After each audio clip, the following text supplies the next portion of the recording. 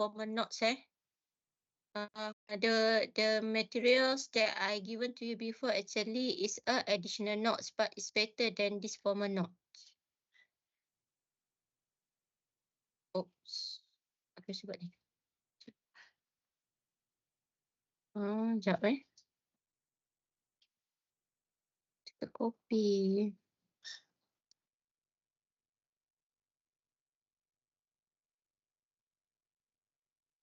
So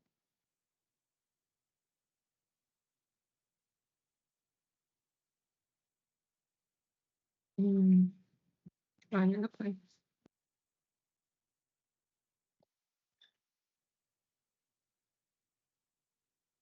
Okay, I uploading 11 items. Okay, termasuklah chapter 4 today. So let's click the chapter 4. Okay, we will use a formal notes. Kita tak guna formal notes lain because of dalam buku pun tidak ada models, and then dalam notes yang saya buat sendiri pun tidak ada model. Jadi selepas saya akan enhance lah betul benda tu ada dalam ni, dalam formal notes awak. So memang kena tengok awak punya notes lah. But according to our lesson plan, benda yang akan di-cover dalam exam nanti adalah multi-trading models and also trading issue, dua benda ni. Okay. So, okay, chapter 4. We will use to see a multi-trading models and also the trading issue, which is the objective for this chapter, actually to introduce the notion of the thread, fundamental units of CPU utilization that form the basis of multi-threaded computer system, and to examine issue related to multi-threaded programming.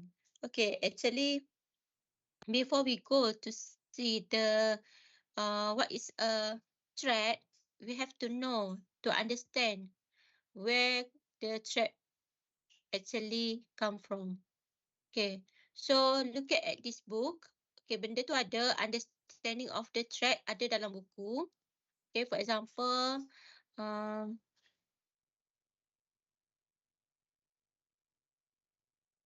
okay, here dalam buku awak ada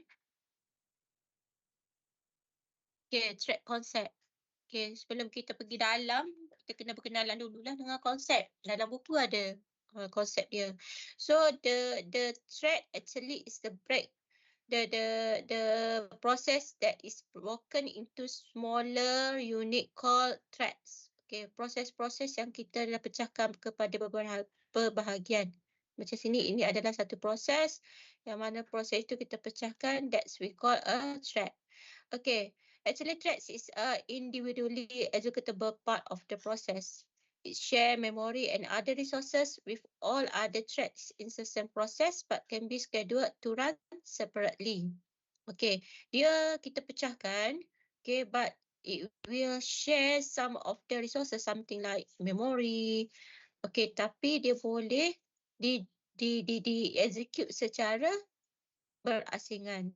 Okay, ataupun serentak pun boleh lah, tapi dia boleh juga secara berasingan. Contohnya, dia cakap kat sini, whenever a process have multiple tasks to perform independently of the others, one of the tasks may block it, and it is desired to allow other tasks to proceed without blocking. Maksudnya, kita boleh buat dia berjalan serentak ataupun kita boleh execute dia secara berasingan bergantung kepada OS tu nak macam mana. Okay, so untuk lebih jelas lagi, katalah awak masih tak faham what is a thread and how it share the memories, kita cuba tengok dalam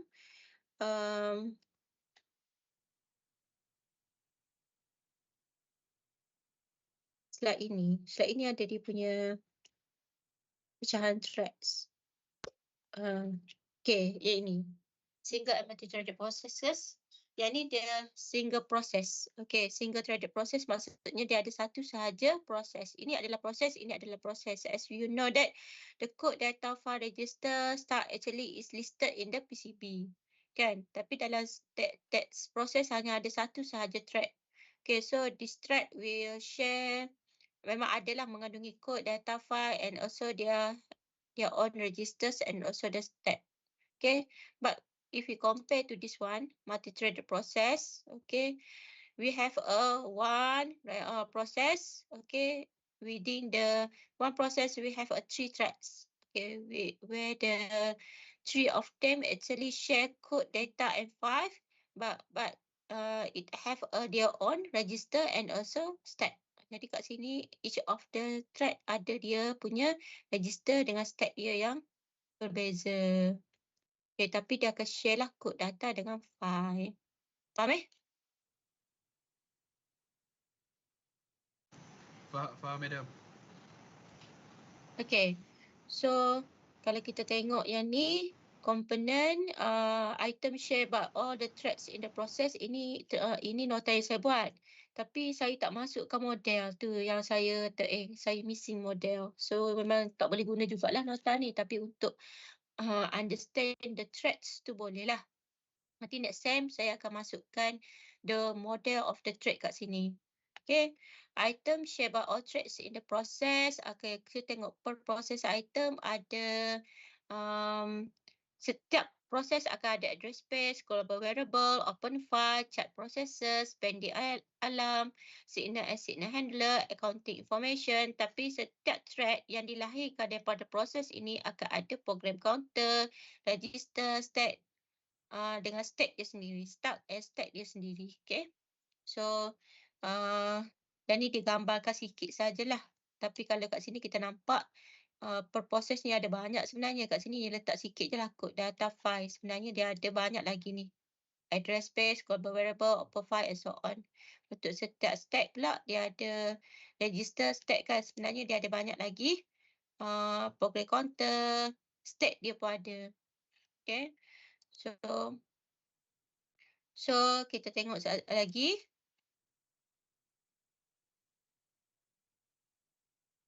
Kat situ je dia bagi tahu pasal thread.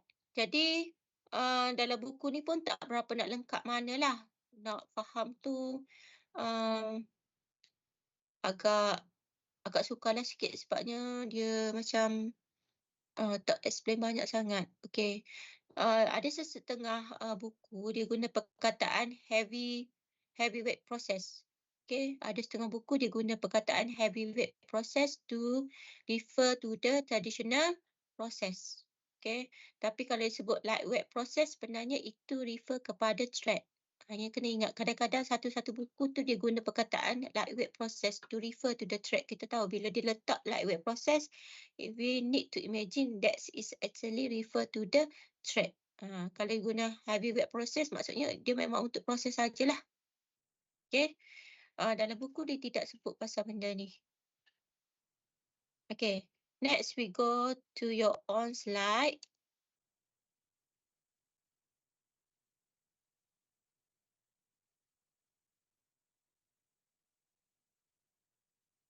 Yang ni pun ada dalam slide yang saya buat. Saya dah letak dah. Okay. Okay, saya nak bincang pasal ni, multi-threaded server architecture. Okay. When the client request something from the server maybe create new thread to serve the request. Okay, dia akan create a new thread to serve the request or dia akan resume listening for additional client request. Ini adalah dia punya server architecture for multi-threaded. Okay, multi-threaded ni maksudnya dalam satu proses ada banyak thread. Itu kita panggil multi-threaded. Okay, benefits for the thread, actually we have a responsiveness, resource sharing, economy and scalability. Okay, responsiveness may allow continued execution if part of the process is blocked, especially important for user interfaces. Okay, resource sharing, thread share resources of process easier than share memory of message passing. Economy cheaper than process creation. Thread switching lower overhead than context switching. Scalability, process can take advantage of multiprocessor architecture.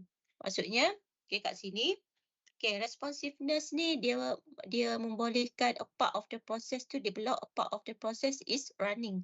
Contohlah, pernah tak kalau kita buka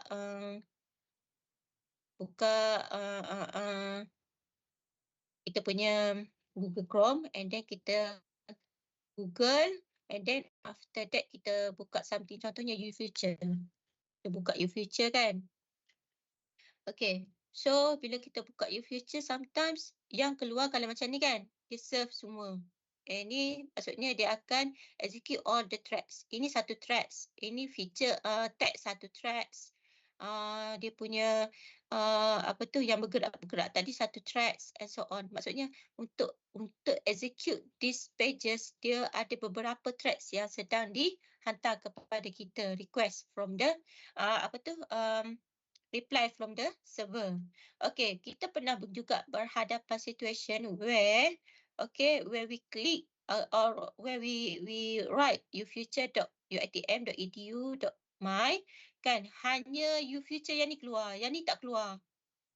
Okay, maksudnya kita punya server tu not responsive.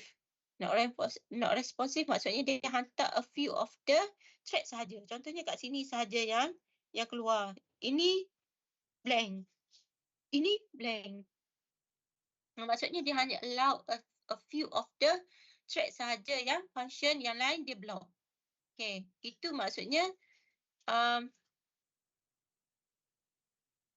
itu yang dinamakan sebagai mana tadi? Responsiveness. Okay, resource sharing means that dia akan share resource, okay, seperti memori. Okay, because of share resource is more economy compared to kita buat heavyweight process. Maksudnya satu-satu proses tu akan ada resource dia sendiri. So each of the thread dia akan share resource together lah.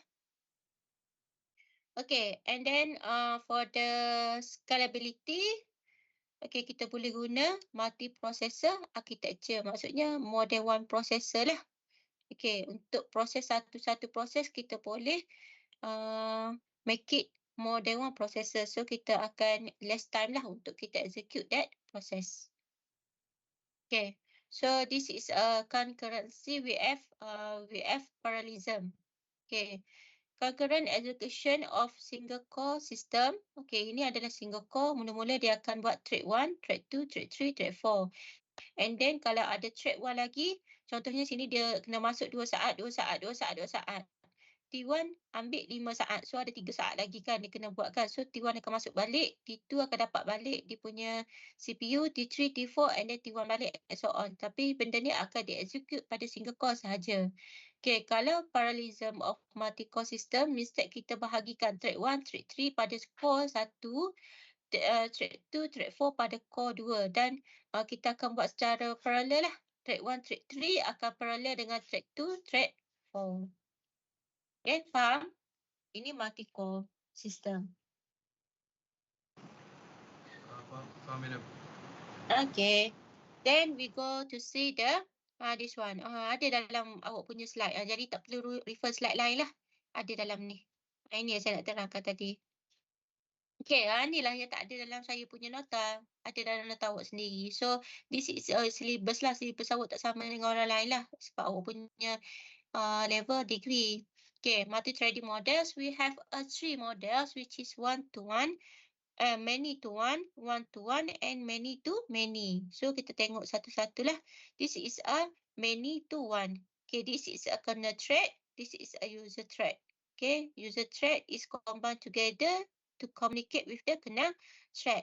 Okay, many user means that many user level thread map to single kernel thread. Banyak user thread ni kat sini akan map pada satu sahaja kernel thread. One thread blocking cause all to block. Kalau satu thread blocking, kan satu thread ni kat sini blocking means that all the user thread is blocked. Okay.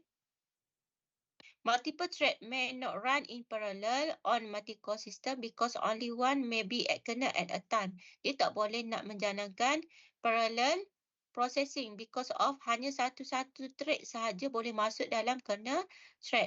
Okay. Hanya satu-satu thread sahaja. Few system currently use this model. For example, Solaris and GNU Portable Threads. Okay. Ada beberapa lah yang guna model ni. Tapi model ni menyebab kelemahan dia adalah kalau satu kalau lah kata one thread is blocking, means that all the threads is blocked. Okay, so one-to-one means something like this lah. Each of the thread have their own kernel thread. Okay, each user level thread maps to kernel thread. Creating a user level thread creates a kernel thread. Maksudnya kalau kita create user threads, automatically kernel thread akan terbentuk juga. Okay, more concurrency than many to one. Lebih concurrency lah.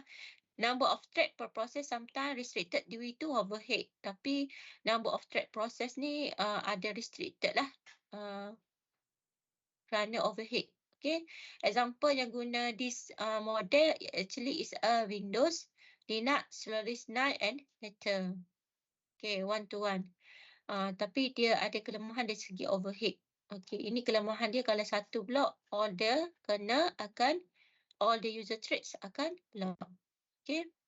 Many-to-many model allow many user level thread to be mapped to many kernel thread. Kalau kat sini kita tengok each of the user thread akan map pada mana-mana kernel thread. Okay, allow the operating system to create a sufficient number of kernel thread and Solaris example yang guna benda ni kan, Solaris P-Auto version 9 and Windows with the thread fiber package. So maksudnya kalau kata thread ni di block, thread lain masih lagi boleh access the kernel. Kalau kernel ni tak berfungsi, kernel lain masih lagi boleh serve the others or serve the user thread. Yang ni banyak yang digunalah. Okay. And we also have two level models similar to many. Okay, except that it allows a user thread to be bound to kernel thread. This one two level model. Example yang guna ni adalah Iris, HP, True, Solaris 8 and earlier. Okay, this one yang ni jarang masuk yang ni. Okay, and then we also have a threading issue. Faham tak yang models ni? Faham tak apa kelebihan dan kekurangan dia?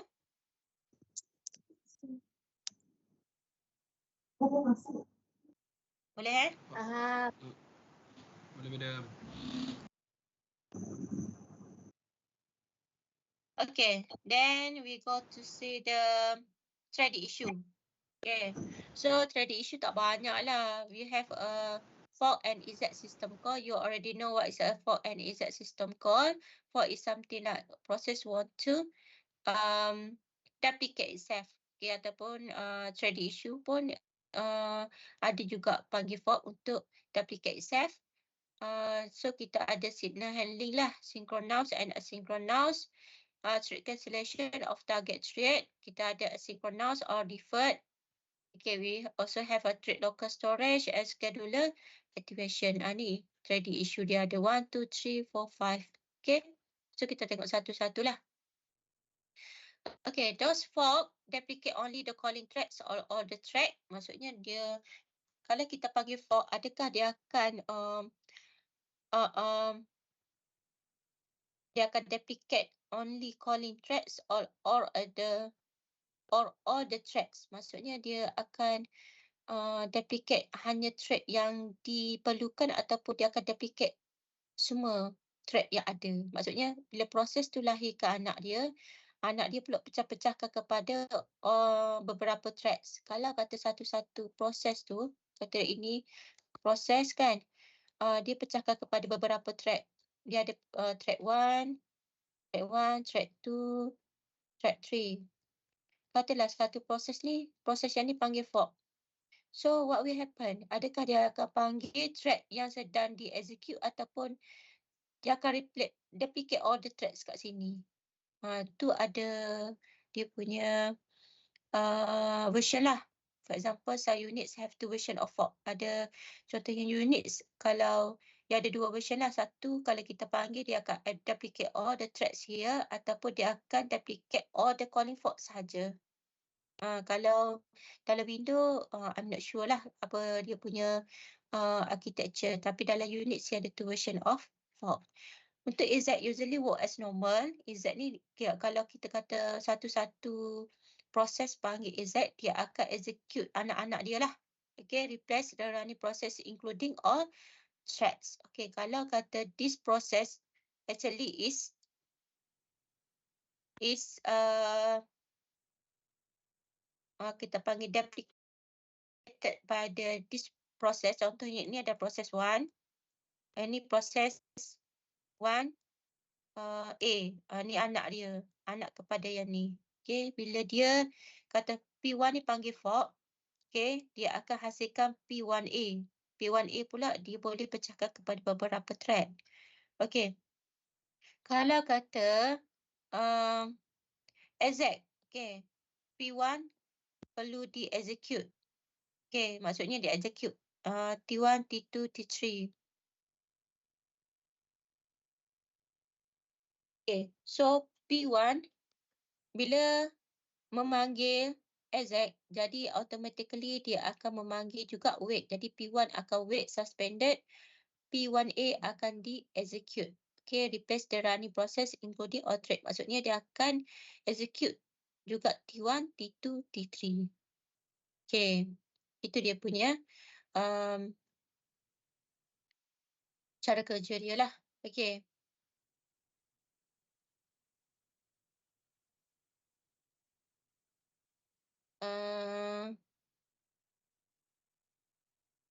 For the signal handling, signal are used in unit system to notify a process that a particular event has occurred. Okay, signal selalunya yang digunakan oleh OS lah. Okay, digunakan oleh OS to notify a process. A signal handler is used to a process signal. Okay, so siapa yang akan wakilkan OS ni untuk handle signal? Signal handler nama dia. Okay, signal handler. Used to process signal, generate by particular event. Signal is delivered to a process. Signal is handled by one or two signal handler, mistake default or user defined. Okay, so every signal have default handler that kena runs when handling signal. Mistake user defined handler, signal handler can override default. Okay, kita ada dua jenis handler. Kita ada default dengan user define. Okay, user define ni handler can override default. Okay, maksudnya yang ni default ni dia akan buat secara peraturan dia lah. Kalau kata satu proses tu perlu untuk dapat signal by default, dia akan dapat lah default ni. Tapi user define ni daripada application. Kalau application tu hantar signal kepada proses ataupun pada application lain yang mana signal dah hantar untuk override that process, dia kena buat lah. Okay, for single threaded, signal override to signal delivered to process. Okay. Ni dia punya isu dia. Where should a signal be delivered for multi-threaded? Kat mana signal ni perlu dihantar bila kita nak multi-threaded? Okay, sebab kat sini signal ni dihantar kepada proses. Kan? So, kalau kita buat multi-threaded, dia perlu hantar kepada proses itu ataupun dia perlu hantar kepada satu-satu thread tu. Okay, deliver the signal to the thread to which the signal applies. Macam mana kita, sebab proses macam kita tahu, dia boleh execute thread secara parallel or concurrency. Maksudnya kalau dia juga boleh block another thread dan dia juga boleh execute the other thread. So kalau kita nak hantar signal ni kepada satu proses, proses tu perlu tak hantar kepada thread yang telah di-block ataupun kita terus hantar signal ni pada thread tersebut yang telah di-run ataupun yang di-block tu kita tak hantar lah kan, yang tengah di-execute tu. Perlu tak kita hantar signal tanpa kita melalui proses tersebut? Okay, deliver the signal to every thread in the process, deliver the signal to certain thread in the process, assign a specific thread to receive all signal for the process. Okay, so yang mana satu kita nak buat? Itu ada dia punya isu yang perlu kita tackle benda tu. Okay, so isu ni dah di selesai tidak? Dia masih lagi dalam proses perbincangan. Okay, bergantung kepada architecture of OS. Okay, faham ke? Faham. Faham. Okay, then we go for the thread cancellation. Thread cancellation ni ada dua lah kan. Yang kita belajar, exit dan juga kill. Exit and also kill. Jadi, yang mana satu kita nak pakai, kita tengok Okay, terminating a thread before it has finished. Terminating a thread before it has finished ni kill lah. thread to be cancelled is target thread nama dia. Target yang perlu kita cancel, yang perlu kita exit ataupun kill nama dia target thread lah. There are two general approaches yang akan kita guna. Asynchronous cancellation, maksudnya terminate the target thread immediately. Okay, defer cancellation allow the target thread to periodically check if it should be cancelled. Maksudnya ini more to the kill. Okay, ini more to the exit. Okay, so asynchronous cancellation dia akan terminate lah target thread immediately. Siapa yang terminate benda ni? Okay, siapa yang terminate adalah sama ada proses scheduler ataupun job scheduler. Okay, so ini both of them adalah anak buah kepada proses manager. Okay, proses manager yang mana juga anak buah kepada OS. Okay, so defer cancellation ni lebih panggil lebih lemah lembut lah. Maksudnya the target thread tu akan check lah sama ada dia patut untuk di cancel ataupun tidak. Dia sendiri akan check sama ada aku perlu untuk keluar ke tak, aku perlu untuk keluar ke tak. Kalau dia perlu untuk keluar, means that dia akan exit secara selamat. Dia akan release all the resources. Kalau yang ni dia tak release all the resources because dia dibunuh secara immediately. Okay, so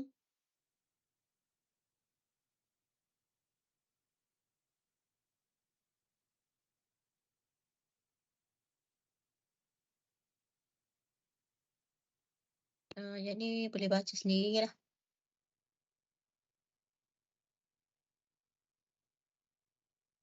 Okay, so we go yang ni untuk cancel thread cancellation, awak ingat asynchronous cancellation and deferred cancellation saja. So macam mana cara dia kerja, boleh ingat yang ni lah. Ini kill, ini exit. Okay, yang ni dia akan check diri dia sama dia patut keluar atau tak. Yang ni dia akan dibunuh secara tiba-tiba. Okay, so kita tengok thread local storage. Yang ni thread local storage ni allow each thread to have its own copy of data. Yang ni dia nak pastikan bahawa setiap thread tu ada its own copy of data. Tapi sebenarnya kalau kita tengok daripada segi dia punya architecture dia, each of the thread ni share all the same data.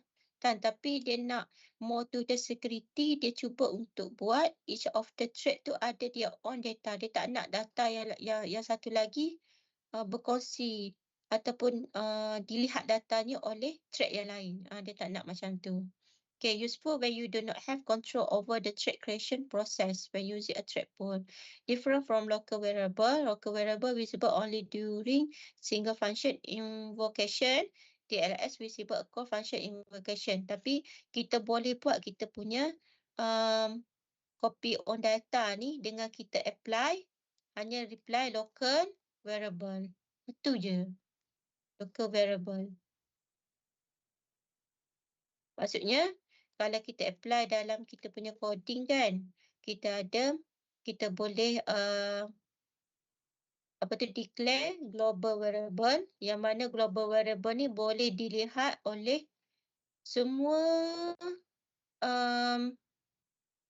data dalam global variable ni boleh dilihat oleh semua method yang ada dalam coding tersebut. Okay, boleh dilihat oleh semua method. Tapi kalau kita buat local variable, hanya method itu sahaja yang boleh lihat variable tersebut. Jadi nak kata dia nak share all the data tu tak juga, kita hanya boleh buat separuh saja, means that dalam bentuk local variable.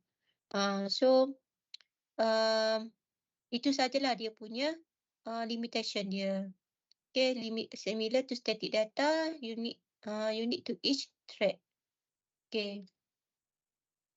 And then we also have a scheduler activation. Yang ni tak ada masalah pun. Yang ni kita nak tengok macam mana scheduler activation tu berlaku. Both many to many and to level model required communication to maintain that provide number of kernel thread allocate to the application. Maksudnya bila satu-satu thread tu dibentuk kan. Kalau nak guna many to many and to level model, maksudnya macam kat sini tadi. Ni many to many, any to level models, any to level models, ini many to many. So kalau once kita nak create user thread, we have to understand lah berapa banyak kena thread yang perlu kita buat. Jadi 4 ke 3. Okay, 4 ke 3.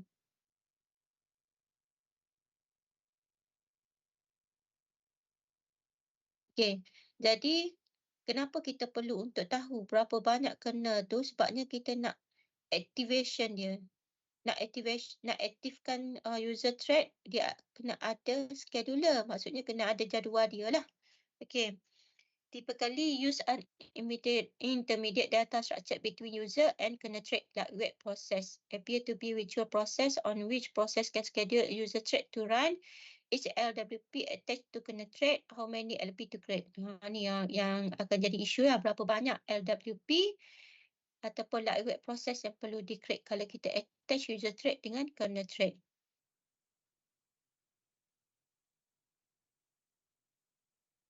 Okay, scheduler activation provide upcall, mistake a communication mechanism from the kernel to the upcall handler of the thread library. Jadi thread ni akan panggil upcall handler lah. So this communication ni allow application to maintain the correct number of kernel thread. Maksudnya sebanyak mana user thread di create, okay, jadi dia akan panggil upcall lah untuk create kernel thread. Jadi benda ni kelebihan dia supaya kernel thread ni ada keupayaan untuk serve the user thread yang dibentuk oleh satu-satu proses. Dia akan panggil upcall handler lah. Okay, so operating system example yang guna thread adalah Windows and Linux. Tapi dalam Linux kita tak panggil thread, kita panggil dia sebagai task. Dalam satu-satu buku kan, bila disebut Linux task actually it's refer to Linux thread. Okay, so dah habis dah pasal kita punya, sebab kita punya ni sikit je. Thread issue. Kita belajar 2 benda je untuk thread. Multi-threading model and threading issue. Kita ada 5 issue kat situ. 5 issue. Yang paling dia selalu tanya adalah cancellation. Ni selalu yang keluar lah. Cancellation. Satu adalah synchronous, satu lagi adalah deferred. Okey? Boleh? Boleh, madam. Okey, jadi sikit sajalah kita punya thread. Thread tak banyak pun. Dia ambil 2 chapter saja daripada data ni. So, harap awak fahamlah thread cancellation. Saya tak pasti, takutnya dia masuk lagi tak yang thread local storage ni. So, thread local storage ada jugalah dia punya isu. Kalau dia tanya what is the issue that relate to the thread local storage, awak boleh jawablah. Each thread need to have their own data, but it cannot because of the model does not allow the thread to have their own data because our data is shared within the process, but it can be by using the local variable. Kita boleh buat secara local variable saja limitation dia. That is the issue for the thread local storage. Okay, scheduler activation means that it have an issue how many of the kernel thread need to be developed once the user thread is developed. So it uses the upcall handler to calculate, okay, to maintain the number of the kernel thread. Kita guna upcall handler. Okay, itu adalah untuk scheduler activation. Yang ni saya dah terang, Okay, cancellation pun dah terang. Okay, signal handling means that if the signal want to deliver the signal about the event happen where it should post the signal.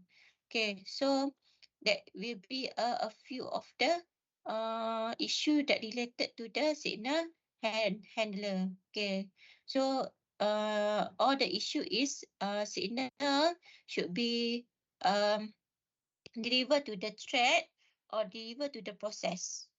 Okay, or we deliver to all the threads that contain in the process. Kat mana? So the issue discussed still not be covered or already covered based on the architecture of the OS itself. Different of the OS. Ada benda yang telah di-cover atau ada benda yang tidak di-cover sebab dia bergantung kepada architecture of the different OS. Kita ada banyak kan? Kita ada Linux, kita ada Android, kita ada Apple, kita ada Windows and so on. So ada benda yang di-cover, ada benda yang tak di-cover lagi. Okay? Boleh? Boleh. Okay, Fok pun saya dah bagi tahu, Azek pun dah bagi tahu. Tak ada dah lah. Okay. So sampai situ sajalah.